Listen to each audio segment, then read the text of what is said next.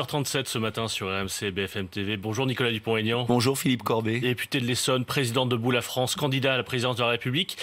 Est-ce que les quelques assouplissements apportés par le gouvernement hier soir après la validation de la loi crise sanitaire par le Conseil d'État, est-ce que ces quelques assouplissements vous font changer d'avis ou est-ce que vous allez vous opposer jusqu'au bout à ce pass sanitaire? Ce ne sont que de dérisoires assouplissements.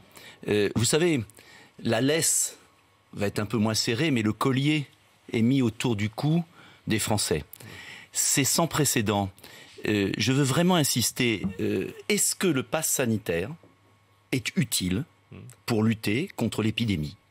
Pourquoi la France serait l'un des seuls pays au monde, avec peut-être deux pays, l'Autriche et le Danemark, l'Arabie Saoudite, le Pakistan sur la vaccination obligatoire, pourquoi la France serait l'un des seuls pays au monde à mettre en place un système bureaucratique incompréhensible, c'est très français le côté bureaucratique du pass sanitaire, inapplicable, qui va emmerder les Français matin, midi et soir, alors qu'on peut lutter contre l'épidémie de manière sérieuse, complète. C'est ça la question. Est-ce que c'est utile? C'est choquant, ça remet en cause toutes nos valeurs républicaines, et en plus, ça va être une usine à gaz. Donc, je demande à ce qu'on reprenne raison, qu'on revienne à du bon sens. C'est tout ce que je demande. Au fond, je ne veux pas rentrer dans le détail de l'avis du Conseil d'État, mais en gros, c'est le Conseil d'État dit qu'il est plus juste de limiter les restrictions de liberté de quelques-uns, c'est-à-dire ceux qui ne sont pas vaccinés, plutôt que d'imposer par exemple un confinement ou un couvre-feu qui restreindrait les libertés de tous, y compris les vaccinés. C'est ça l'idée, au fond, du Conseil d'État. Mais l'idée du Conseil d'État, le rapport du Conseil d'État est surréaliste. Je l'ai lu. Tard hier soir. Je l'ai lu. Et il dit tout et le contraire de tout. C'est-à-dire c'est-à-dire qu'il dit, par exemple, c'est acceptable pour les trains parce que les Français prennent pas tous les jours le train. Ah, mais il y a des gens qui travaillent, qui prennent souvent le train. Oui, mais ça concerne que les voyages longue distance, pas les trains de banlieue, par exemple. Oui, mais il y a des gens qui voyagent, des représentants de commerce, il y a des gens qui voyagent souvent. Bon, bref. Après, il dit, dans son avis, il faut surtout pas que ce soit un moyen d'obliger à la vaccination. Or, c'est tout l'enjeu du pass sanitaire, et c'est le président de la République qui l'a dit. C'est en fait rendre la vaccination obligatoire.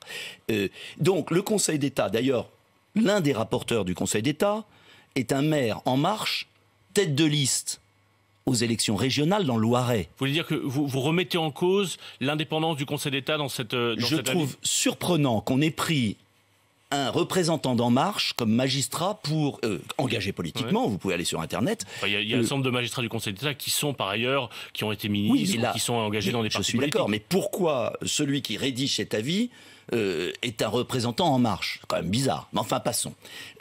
Au-delà de ça, quel est l'enjeu? Protéger les Français des formes graves, éviter les hospitalisations.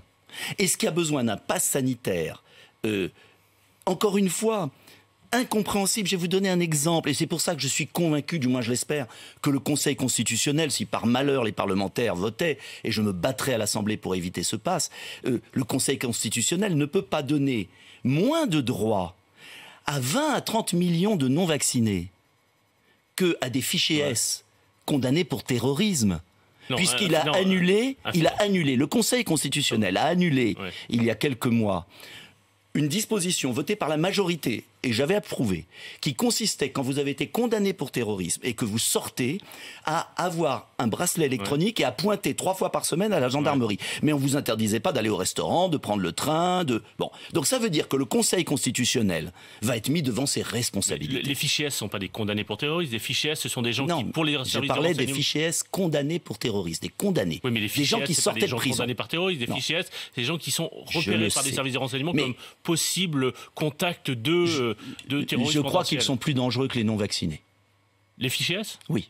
Bien sûr qu'ils sont plus dangereux, mais d'ailleurs... Alors pourquoi ils auraient plus de liberté que 30 millions de Français? Ils pourront pas aller au restaurant sans passe sanitaire demain matin. Les fichiers S seront comme l'ensemble des citoyens français. Ce que je trouve très grave, pardonnez-moi un instant. Pour rebondir ce que vous disiez sur le Conseil constitutionnel, vous pensez que le Conseil constitutionnel pourrait casser tout ou partie de cette loi? Je l'espère, si on est encore en République et si les textes de loi, la Constitution, la liberté de circulation, l'égalité des citoyens a encore un sens. Il n'y a pas deux catégories de citoyens en France. Est-ce que ça ne serait pas embarrassant pour le gouvernement et le président de la République que le Conseil constitutionnel casse tout ou partie de cette loi? Ou est-ce que ça pourrait les arranger, à votre avis? Je pense que ça serait une chance pour Emmanuel Macron qui s'est aventuré dans un processus de surveillance massive des Français, d'utilisation de la police, non pas pour lutter contre la délinquance, qui est son objectif, et les policiers sont très soucieux de ce qui va se passer, mais pour en fait imposer un contrôle social complètement scandaleux et inutile. C'est aberrant ce qui se passe. Le pays devient fou, pardonnez-moi. On commençait à avoir une reprise économique. Il y a un nouveau variant. Justement. Qui menace cette reprise économique. Donc il faut empêcher qu'on se retrouve avec des confinements ou des couvre-feux à la rentrée. C'est pas en cassant tout qu'on va y arriver, c'est en prenant des mesures. Je vais vous donner un exemple. Allez-y. Les purificateurs d'air. Il y a une rentrée scolaire. D'accord. Est-ce qu'on recommence avec l'enfer qu'ont vécu nos enfants à l'école ? Pourquoi le gouvernement, s'il est si soucieux de la santé des Français, ne lance pas et n'achète pas des purificateurs d'air pour les classes des écoles ? La rentrée, c'est dans plus d'un mois. Il faut mieux le prévoir maintenant. La vague va nous tomber dessus avant l'été. Attendez. Là, comment on fait pour empêcher des confinements ou des couvre-feux à la rentrée ? Il n'y a pas besoin. Il n'y a pas besoin. Pourquoi tous les pays du monde arrivent à lutter ? Je prends l'exemple de l'Angleterre, qui a le variant. Il estime qu'il a vacciné une partie de sa population. Donc le vaccin fonctionne ? Mais j'ai jamais dit que le vaccin ne fonctionnait pas. On va y revenir sur le vaccin. Le vaccin, pour moi, ne doit pas être obligatoire. Je ne me bats pas contre le vaccin. Je me bats contre le caractère obligatoire d'un vaccin, notamment chez les jeunes, qui ne présenteront aucune forme grave du Covid et qu'on n'a pas à obliger de vacciner avec un vaccin dont la phase d'étude n'est pas terminée. Mais si le Royaume-Uni peut lancer cette idée, au fond, ce qu'ils ont appelé le jour de la liberté, c'est-à-dire on lève toutes les restrictions, c'était hier, c'est justement parce qu'il y a une partie de la population beaucoup plus largement vaccinée que chez nous, notamment les plus jeunes. Mais non, l'enjeu c'est de vacciner... C'est comme ça que justifie Boris Johnson, qui justifie cette décision. Pardonnez-moi, le gouvernement ce matin nous dit exactement l'inverse. Monsieur Attal nous a dit l'inverse, il nous a dit « faut vous forcer à vous vacciner, tous azimuts ». Il n'a pas dit comme ça. Non mais enfin, c'est ça, tous azimuts. Bon, déjà, pourquoi on ne vaccine pas plutôt les personnes fragiles ? Et pourquoi vacciner les jeunes ? Ils ont commencé par ça, ils ont commencé par les plus âgés, mais en attendant, on est baissé, maintenant c'est ouvert à tous les plus de 12 ans. Je regarde et je vois que le gouvernement a une stratégie aberrante sur la vaccination. Aberrante. On veut imposer des vaccins par des méthodes de contrainte sociale du pass sanitaire, complètement illégales, sur des jeunes qui n'auront pas de forme grave. Or, l'enjeu, leurs grands-parents. Mais le vaccin, on n'a pas... Le variant, il circule. L'enjeu, et je veux le rappeler aux Français, c'est d'éviter les formes graves, c'est d'éviter les morts.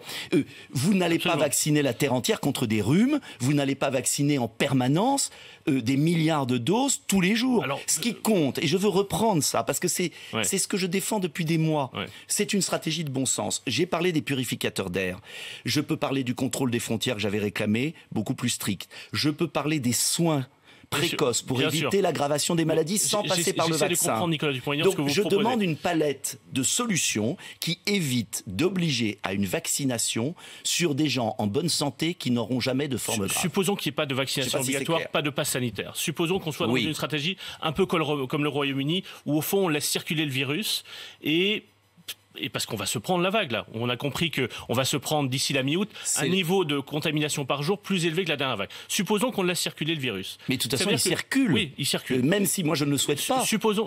D'ailleurs, le gouvernement, qu'est-ce qu'il a fait pour l'empêcher ? Supposons. Il aurait pu contrôler davantage les frontières, comme je l'ai proposé. Nicolas Dupond-Aignan, j'essaye de comprendre ce que vous dites. Je vous en prie. Je reprends la situation anglaise. Oui, tout à fait. C'est-à-dire que statistiquement, vous allez avoir un certain nombre de gens qui vont être contaminés, limités, mineurs, mais qui vont faire des formes graves, qui vont être hospitalisés. Certains vont mourir. Finalement, d'une certaine manière, c'est une forme de... On laisse filer le virus, il y aura des morts, et voilà, c'est comme ça. Et au fond, pour bien comprendre, il y a quand même 15% des plus de 75 ans qui n'ont toujours pas reçu une première dose de vaccin. Dedans, ça veut dire des morts. C'est une vague qui concernerait les non-vaccinés. Vous avez raison de poser la question. Et je vais vous répondre sur deux choses. D'abord... ce qui compte, c'est absolument de prendre toutes les mesures pour empêcher le variant, bien sûr. Mais c'est là où je trouve qu'Emmanuel Macron, et en fait je crois qu'il a fait de la gesticulation sur le pass sanitaire, parce qu'en fait, il se sent peut-être coupable de ne pas avoir pris les mesures qu'il fallait. Mais c'est ce qu'il fait avec le pass sanitaire et la vaccination obligatoire des soignants aujourd'hui. Non, parce que ça c'est une mesure... a posteriori, il n'a pas contrôlé les frontières correctement alors qu'il savait que le Delta était dans d'autres pays. Les contrôles ont été renforcés ce week-end. Il ne l'a pas fait correctement, il n'a pas mis des frontières nationales. Deuxième point, il n'a pas pris des mesures pour augmenter le nombre de lits. Et ce n'est pas simplement les malades du Covid, vous avez un énorme problème de prévention du cancer en ce moment dans le pays. Il ferme des lits, monsieur Véran. Il ferme des lits en ce moment. Troisième point, il a bloqué les soins précoces qui auraient permis de sauver des vies à l'hôpital. Quatrième point, il n'a pas été efficace sur le séquençage. Cinquième point, les purificateurs d'air. Donc ce que je dis aujourd'hui, c'est qu'il ne faut pas que les Français soient trompés par on agite un pass sanitaire dangereux pour nos libertés, inefficace, complexe d'un côté, et de l'autre, il n'y a pas les mesures qui permettrait de lutter contre l'aggravation des choses. Et ce que je demande, c'est qu'on revienne à la raison scientifique, on ajoute une palette de mesures, on cible les plus fragiles, c'est évident, et deuxième point, on ouvre à des vaccins d'autres technologies classiques, parce qu'il y a beaucoup de Français qui ne veulent pas... Le vaccin chinois, par exemple, qui fonctionne moins bien. Le vaccin chinois, il est utilisé en Chine. Vous voulez qu'on vous parle de la Tunisie en ce moment, la situation en Tunisie? Il est utilisé en Hongrie. Et je suis désolé, pourquoi le gouvernement nous dit le vaccin c'est fondamental, et pourquoi il oblige les Français à se vacciner avec un vaccin qui, non, il y a plusieurs vaccins. Oui, mais de technologie ARN, où on n'a ni autorisation conditionnelle. Il y a aussi de l'AstraZeneca et du Johnson en France. L'AstraZeneca a été interdit en Norvège, au Danemark et dans beaucoup de pays. Je finis juste sur un point. Excusez-moi, j'insiste. Pourquoi obliger les Français à se vacciner avec un vaccin? Ils peuvent très bien faire des tests. Vous plaisantez. Vous faites comment demain si vous allez au cinéma ou dans 10 jours? Vous plaisantez. Si vous prenez un train, un café, un restaurant, vous pouvez très bien faire un test si vous ne voulez pas être vacciné. Vous avez raison de poser cette question. Mais vous plaisantez. Le président de la République a mis en place une stratégie avec le pass sanitaire, car c'est le seul objet du pass sanitaire, obliger les Français à se vacciner même s'ils n'en ont pas besoin. Il n'y a pas de liberté sans responsabilité. Vous ne voulez pas vous faire vacciner, vous faites un test. Un test, comment vous le faites? Tous les 48 heures pour aller à une terrasse de café? Un enfant qui veut manger une glace à une terrasse de café? Mais je trouve scandaleux. Qu'est-ce que vous allez faire dans 10 jours? Eh bien, je trouve scandaleux. Qu'est-ce que vous allez faire dans 10 jours si vous allez à un restaurant prendre le train? J'espère que cette mesure ne passera pas. Qu'est-ce que vous allez faire si elle passe? On sera obligé de faire un test qui est scandaleux parce que c'est une atteinte à notre liberté de circulation. Vous préférez pas vous faire vacciner? Vous savez que ce que je préférerais, qui serait beaucoup plus efficace, beaucoup plus simple, que j'ai recommandé depuis le début. Vous faire vacciner. Le masque FFP2 dans les trains. C'est ce qu'a fait Mme Merkel dans les maisons de retraite à une époque. Le masque FFP2. Le masque FFP2, il permet de se protéger complètement dans les lieux clos pendant 3 heures. Il faut arrêter avec cette dictature vaccinale. On peut se vacciner pour les formes graves. J'ai toujours été favorable pour des gens fragiles et âgés, j'insiste là-dessus, à la vaccination ou à des soins précoces. Mais pour des jeunes de 12 ans, inciter des Français à vacciner de force leurs enfants, un jour... Monsieur Macron sera peut-être parti depuis longtemps. Eh bien, les familles pleureront ce choix. Nicolas Dupont-Aignan, vous étiez dans les rues de Paris samedi lors de... il y avait de nombreux rassemblements à travers la France, 114 000 personnes au moins selon le ministère de l'Intérieur. Bien plus. Il y avait beaucoup de gens qui étaient contre le pass sanitaire, contre la vaccination obligatoire. Et il y avait une frange minoritaire qui a tenu des propos...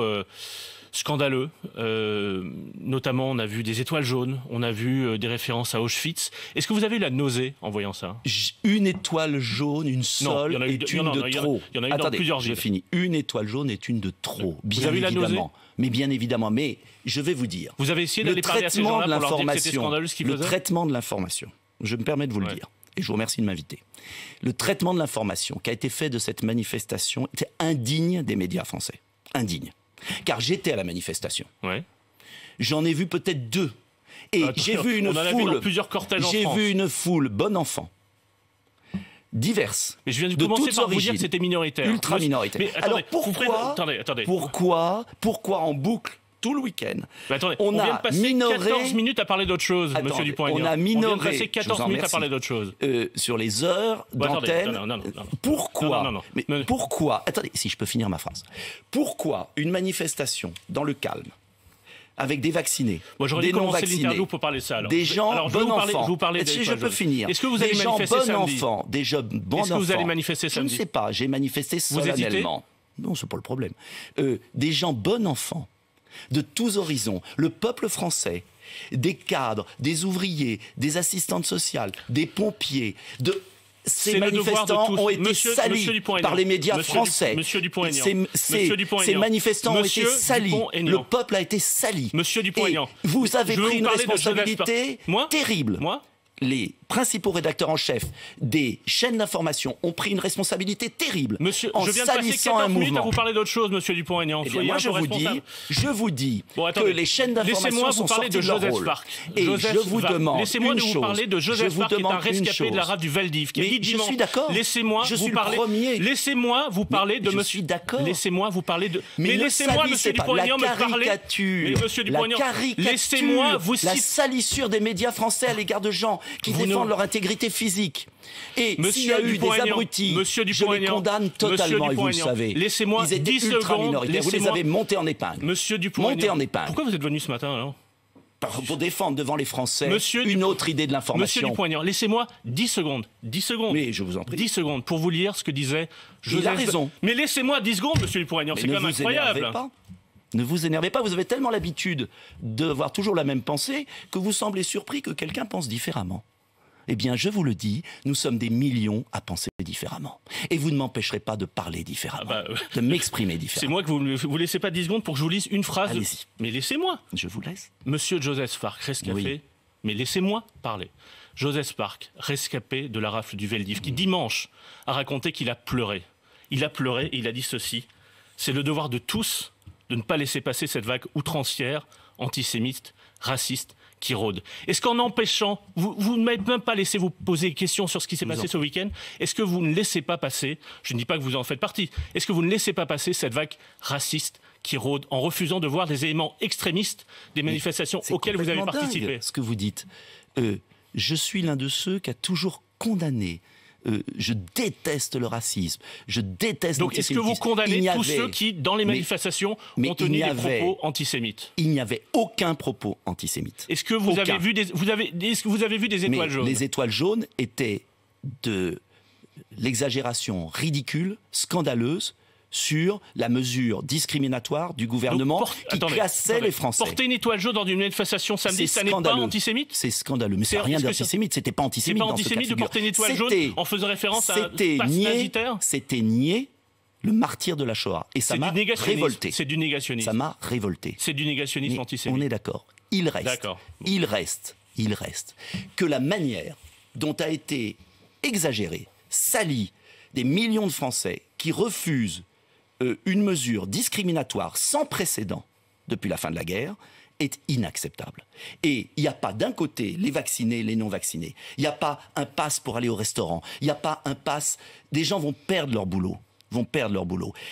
Pour se voir imposer un vaccin alors qu'ils ne risquent rien du Covid. Moi, je garde ma ligne. Vaccination pour les gens fragiles. Non, monsieur Dupont-Aignan, ciblée, l'interview est terminée. Et je pense vraiment que vous devriez écouter la vague qui monte de Français qui n'en peuvent plus d'être toujours stigmatisés parce qu'ils pensent différemment. Je note que vous Je vous le ne dis. m'avez pas Et je laissé, vous ne m'avez pas condamne laissé tous tranquillement les abus. lire la phrase de Joseph Mais- Farc et que vous avez Mais préféré vous pouvez en parler faire pendant toute ce une temps-là. affaire d'État Mais je vous qui n'a remercie, aucun monsieur Dupont-Aignan, sens. d'être venu ce matin. Et moi, je vous remercie de m'avoir Et on- invité. mais on n'a pas car parlé- c'est bien de montrer autre chose. Même si peut-être. vous mettez en cause le travail des journalistes, qui est Je toujours mets en cause dangereux dans une la manière dont les journalistes français ont couvert cette manifestation. Je maintiens. Et il y avait beaucoup Non, de monsieur, journalistes c'est dans la terminé. manifestation. Mais justement, il y avait plein de journalistes Et de qui- BFM TV qui, qui eux- ont vu, notamment, et on a donné la parole à tout le monde. C'est pour ça que vous étiez là ce matin. Eh bien, je vous en Merci, remercie d'avoir rattrapé la On couverture est de un ce peu en week-end. retard, 8h30. Non, pas du tout, on fait juste notre métier. Moi, je suis franc. Mais moi aussi, monsieur. Et bien alors, nous sommes francs, nous avons un dialogue franc. Voilà. Et c'est tant Ça mieux pour s'appelle la la démocratie. démocratie. Voilà, c'est Et ça. voilà, ben, au moins on est d'accord là-dessus. Mais bien sûr qu'on est d'accord. Eh ben, Il est c'est un 8h55. progrès. Ben non, c'est pas un progrès, c'est toujours comme ça. 8h55 Je vous en sur remercie. BFM TV et RMC.